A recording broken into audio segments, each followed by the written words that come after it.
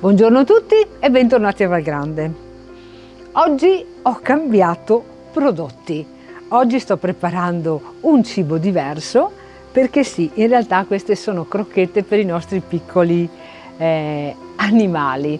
Perché? Perché qui a Valgrande voglio parlare proprio adesso in questo periodo di vacanza, no? In cui tutti ci spostiamo, lasciamo vuote le nostre case e a volte magari abbiamo con noi gli animali da compagnia, abbiamo il cane, abbiamo il gatto, abbiamo il canarino nella gabbietta e io che cosa vi voglio dire? Che qui a Valgrande noi siamo accoglienti anche con i nostri piccoli animali domestici. Infatti è possibile durante le vostre vacanze prenotare qui a Valgrande, ma lo potete fare portandovi i vostri animali, portando il vostro cane, portando il vostro gatto, perché noi nella nostra struttura abbiamo il piacere di accogliere quegli esseri che ci fanno compagnia durante tutto il periodo dell'anno.